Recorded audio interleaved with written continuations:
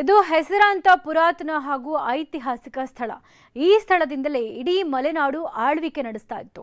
ಶಿವಮೊಗ್ಗದ ಈ ಐತಿಹಾಸಿಕ ಸ್ಥಳದಲ್ಲಿ ಮೂಲಭೂತ ಸೌಕರ್ಯದ ಕೊರತೆ ಉಂಟಾಗಿದೆ. ಪ್ರವಾಸಿಗರಿಗೆ ಒಂದೇ ಒಂದು ಶೌಚಾಲಯನೂ ಇಲ್ಲ ಅನ್ನೋದು ಇಲ್ಲಿನ ದುರಂತ.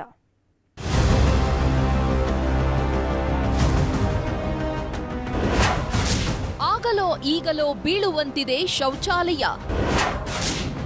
ಅಧಿಕಾರಿಗಳಿಗೆ ಕೆಳದಿಗೆ ಬರುವ ಪ್ರವಾಸಿಗರ ಹಿಡಿಶಾಪ. ಕೆಳದಿ ಒಂದು ಕಾಲದಲ್ಲಿ ಶಿವಮೊಗ್ಗ ಸೇರಿದಂತೆ ಈಗಿನ ಹಲವು ಜಿಲ್ಲೆಗಳನ್ನ ಆಳ್ವಿಕೆ ಮಾಡಿದ ರಾಜ್ಯದ ರಾಜಧಾನಿ. ಇಲ್ಲಿನ ಅರಸರು ಈಗಲೂ ಕೂಡ ಪ್ರಸಿದ್ಧಿ ಪಡೆದಿದ್ದಾರೆ. ಒಂದು ಕಾಲದ ಸಮೃದ್ಧ ಹಾಗೂ ಶ್ರೀಮಂತ ರಾಜಧಾನಿಗಳಲ್ಲಿ ಒಂದಾದ ಕೆಳದಿ ಕ್ಷೇತ್ರ ಈಗ ಹಲವು ಸಮಸ್ಯೆಗಳ ತವರು ಅಂದ್ರೆ ತಪ್ಪಾಗಲಾರದು.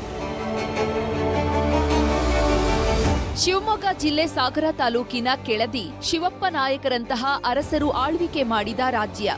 ಸಾಗರ ತಾಲೂಕು ಕೇಂದ್ರದಿಂದ ಕೆಳದಿ ಕೇವಲ 8 ಕಿಲೋಮೀಟರ್ ದೂರದಲ್ಲಿದೆ. ಇಲ್ಲಿನ ರಾಮೇಶ್ವರ ದೇವಸ್ಥಾನಕ್ಕೆ 500 ವರ್ಷಗಳ ಇತಿಹಾಸ ಇದೆ. ಪುರಾತತ್ವ ಇಲಾಖೆಗೆ ಸೇರಿದ್ದು ಈ ದೇಗುಲಕ್ಕೆ ಉತ್ತಮ ಆದಾಯವೂ ಇದೆ. ಆದರೆ ಈ ಕ್ಷೇತ್ರದಲ್ಲಿ ಒಂದು ಒಳ್ಳೆಯ ಶೌಚಾಲಯ ಇಲ್ಲದಿರುವುದು ಇಲ್ಲಿಗೆ ಬರುವ ಪ್ರವಾಸಿಗರು ಹಾಗೂ ಭಕ್ತಾದಿಗಳ ಬೇಸರಕ್ಕೆ ಕಾರಣವಾಗಿದೆ. ಅಟ್ಲೀಸ್ಟ್ ನಮ್ಮಂತ ಹೆಣ್ಮಕ್ಳುಗಳಿಗೆ ಸ್ವಲ್ಪ ಉಪಯೋಗ ಆಗುತ್ತೆ. ಅದು ಉಪಯೋಗಿಸಿ ಪಾವತಿಸಿ ಅನ್ನೋ ಥರದಲ್ಲಿ ಇದ್ರೂ ಕೂಡ ಒಳ್ಳೇದೇ ಆಗಿರುತ್ತೆ. ಶೌಚಾಲಯದೊಂದು ಕೊರತೆ ತುಂಬ ಎದ್ದು ಕಾಣಿಸ್ತಾ ಇದೆ. ಹಿಂದೆ ಇದೆ, ಆದರೆ ಅದು ಶಿಥಿಲಾವಸ್ಥೆಯಲ್ಲಿದೆ, ಮುರಿದೋಗ್ಬಿಟ್ಟಿದೆ, ಯಾವುದು ಅಷ್ಟು ಚೆನ್ನಾಗಿಲ್ಲ. ಕೆಳದಿ ಚೆನ್ನಮ್ಮ ಇರ್ಬೋದು, ರಾಜ್ ಇರ್ಬೋದು, ಹಾಗೂ ಅಲ್ಲಿರುವಂತ ದೇವಸ್ಥಾನ ಇರ್ಬೋದು. ಮಲೆನಾಡು ಅಂತೇಳಿ ನೀವೆಲ್ಲರೂ ಪ್ರವಾಸಕ್ಕೆ ಹೊರಟ್ರೆ ಕೆಳದಿ ದೇವಸ್ಥಾನಕ್ಕೆ ಬಂದೇ ಬರ್ತೀರಾ. ಕೆಳದಿ ದೇವಸ್ಥಾನವನ್ನ ನೀವು ನೋಡ್ತೀರಾ. ಆದ್ರೆ ನಮ್ಮ ಕೆಳದಿ ದೇವಸ್ಥಾನದಲ್ಲಿ ಶೌಚಾಲಯ ವ್ಯವಸ್ಥೆ ಇಲ್ಲ, ಕುಡಿಯೋ ನೀರಿನ ವ್ಯವಸ್ಥೆ ಇಲ್ಲ. ಅಲ್ಲಿ ಎಲ್ಲಾ ಕಸಗಳು ಸಿಕ್ಕಾಪಟ್ಟೆ ಬಿದ್ದಿದೆ.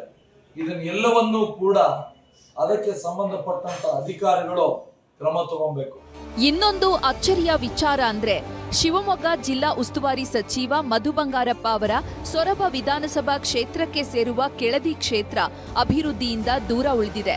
ಕೆಳದಿ, ಇಕ್ಕೇರಿ ಸೇರಿದಂತೆ ವರದಹಳ್ಳಿಗೂ ಹೆಚ್ಚಿನ ಪ್ರವಾಸಿಗರು ಭೇಟಿ ನೀಡ್ತಾರೆ.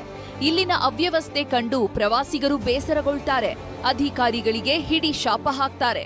ಪ್ರವಾಸೋದ್ಯಮದಿಂದ ಕೆಲವೊಂದು ಆರ್ಥಿಕ ಬೆಳವಣಿಗೆಗೆ, ಆರ್ಥಿಕ ಚಟುವಟಿಕೆಗೆ ಉತ್ತೇಜನ ನೀಡುವಂತ ಬರ್ತದೆ. ಆದರೆ ಈ ಒಂದು ಪರಿಸ್ಥಿತಿ ನೋಡಿದರೆ ಪ್ರವಾಸಿಗರು ಬರುವುದು ವಿರಳಾತಿ ವಿರಳ ಅನ್ನುವಂತಹ ಪರಿಸ್ಥಿತಿ ನಿರ್ಮಾಣವಾಗಿದೆ. ಹಾಗಾಗಿ ಸಂಬಂಧಪಟ್ಟಂತಹ ಇಲಾಖೆ ಇದರ ಬಗ್ಗೆ ಸೂಕ್ತ ಕ್ರಮವನ್ನು ತೆಗೆದುಕೊಳ್ಳಬೇಕು. ನಮ್ಮ ಪುರಾತನ ಇತಿಹಾಸ ಸಾರುವ ಕ್ಷೇತ್ರಗಳಿಗೆ ಜನರು ಭೇಟಿ ಕೊಟ್ಟು ಕಲೆ, ವಾಸ್ತುಶಿಲ್ಪ, ಐತಿಹಾಸಿಕ ದೇವಾಲಯಗಳನ್ನ ವೀಕ್ಷಿಸ್ತಾರೆ. ಆದ್ರೆ ಮೂಲಭೂತ ಸೌಕರ್ಯಗಳು ಇಲ್ಲದೆ ಇರೋದ್ರಿಂದ ಪ್ರವಾಸಿಗರು ಬರುವುದಾದ್ರೂ ಹೇಗೆ?